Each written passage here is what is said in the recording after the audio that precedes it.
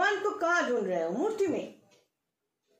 ये जो सरस्वती पूजा के टाइम पे सब पूजा वगैरह कर रहे हैं, अगर मुझे कोई कहे, मैं कहूंगी सरस्वती को फास्टिंग करके अंजलि देने से दिमाग में वो इंटेलिजेंसी नहीं आते, पढ़ाई नहीं कर सकते और ना ही पास हो सकते हो। पास करने के लिए या खुद का जो एजुकेशन बढ़ाने के लिए आपको पढ़ना पड़ेगा, रात भर जाकर पढ़ो। जो पढ़ाई है उसको प्यार करो, खुद को समझाओ कि ये पढ़ने के बाद ही हम एडुकेटेड बन सकते हैं। कितना फास्टिंग, 2 दिन फास्टिंग करके भी आप अंजलि दो पूजा में, तो कुछ नहीं होने वाला, परीक्षा में पास नहीं होने वाले हो अगर पढ़ाई नहीं की। तो ये समझना जरूरी है। शिवलिंग के सर पर पानी डालने की बात या इस तरह कई जो सिस्टम लोग कहते रहते हैं, हम उसको मानते नहीं। हम कह रहे हैं कि यूनिवर्स में भगवान का अस्तित्व कहां पर है, ढूंढ कर निकल सकते हो? नहीं। लेकिन श्री कृष्ण भगवान ने कहा था कि हम तो हर जगह पे है, तो उसका मतलब क्या होता है? भगवान एक शक्ति है। अगर भगवान शक्ति है तो शक्ति किस टाइप की होता है? Plus, minus and neutral. तो अगर भगवान को मानते हो तो भूत को भी तो मानना पड़ेगा। पॉजिटिव शक्ति अगर भगवान है तो equal neutral, equal minus power, मतलब एविल पावर भी तो है। जो नेगेटिव एक्टिविटीज होते हैं तो वो नेगेटिव पावर के अंडर में ही तो है। श्री कृष्ण भगवान ने उस नेगेटिव पावर को विनाश करने के लिए ही महाभारत रचा दिया। महाभारत सिर्फ एक स्टोरी नहीं है, रामायण सिर्फ एक स्टोरी नहीं है, उसके अंदर सब कुछ है। अगर समझ सको तो समझ लो। आप सोच रहे हो कि मैं ये हूं, मैंने इतना पैसा कमाया और अपने बच्चे के लिए, अपने घर वाले के लिए इतना पैसा जमा करना है, उसको ये इंजीनियर बनाना है या वो बनाना है, बहुत प्लानिंग किया। तो खुद नहीं सोचोगे कि आप जो हो, आप बाप हो या माँ हो, कुछ भी हो, आप कैसे हो,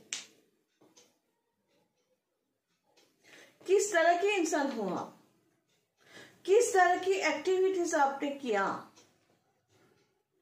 कितना अच्छा काम किया, कितना बेईमानी की, कितना सच बोला, कितना झूठ बोला, कितना जो आप पर बिलीव किया, कितना उसको ठोस दिया, कितना बेईमानी की थी, और जो आप पर भरोसा किया उसको पूरा सपोर्ट दिया, इतना अच्छा काम किया था।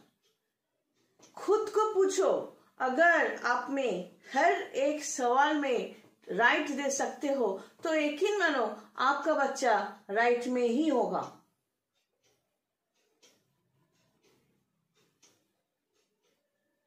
लेकिन ये जो बच्चे में हिरण्यकशिपु के घर में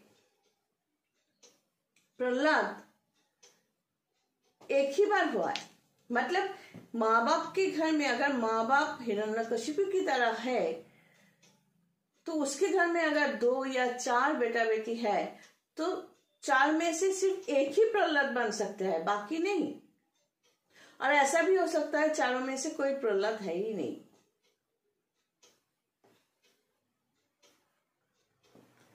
तो ये जो बच्चों की बात, जैसा मैंने कहा था कि रीइंकार्नेशन होता है, जैसे कि आम का पेड़ जो है, वहां से जो बीज लेकर आप कहीं भी फेंको, नेचर उस बीज से एक आम का पेड़ फिर से बना देगा, प्रकृति। वो नॉर्मल सिस्टम है। अगर इस पेरेंट पेड़, मतलब ये जो सोर्स पेड़ जो है, ये इसके आम के, इस पेड़ के आम है, उसमें कीड़े होने की चांसेस ज्यादा है। तो नॉर्मली जो पेड़ होता है उसमें भी कीड़े होने की चांसेस ही ज्यादा होंगे उस आम में, उतना टेस्टी नहीं होगा। लेकिन अगर उस टाइम पे, ड्यूरिंग दैट पीरियड, उस बीज वो बीज जो है जिस मिट्टी और नेचर की परवरिश में वहां से पेड़ हुए, तो उस टाइम वो बीज अगर अच्छा माटी में गिरे, अगर मानसून उस टाइम पे अच्छा है, तो उस वहां का जो प्रोडक्ट है, या और कोई उसको लेकर गया और उसको नारिश किया और वहां से अच्छा पेड़ उगा दिया, that is called Prahlad. Source मतलब बाप या माँ तो एक ही है, तो बाकी का जो सीड्स है, आम का बीज जो है उसमें कीड़े हैं। अगर अब पूछो कि बाकी बीज में कीड़े हैं और उसमें कीड़े क्यों नहीं है, दिस इज नेचर। अब ये कैसे होता है, जब इंटरकोर्स के टाइम पर वो टाइम अगर अच्छा होता है, उस टाइम पे पेरेंट्स जो सेक्सुअल रिलेशन होते हैं एक मर्द और एक औरत में, उन लोगों का माइंड अगर अच्छा होता है, तो उन लोगों का जो फर्टिलाइजेशन में जो बच्चे आते हैं, तब उसी टाइम के लिए वो स्पेशल होते हैं। लेकिन ऐसा हो सकता है कि एक्चुअली वो मर्द और औरत उतना अच्छा है ही नहीं, अचानक हो गया कि किसी मंदिर से आए, दोनों का मन बहुत अच्छा है, लेकिन वो जो मर्द और औरत देखा जाए कि बाकी दिन झगड़ते रहते हैं, बहुत गंदी बात कहते रहते हैं।